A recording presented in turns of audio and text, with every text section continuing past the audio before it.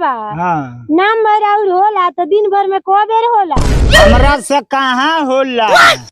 अब हम बूढ़ा हो गईनी तो हमरा से का होई।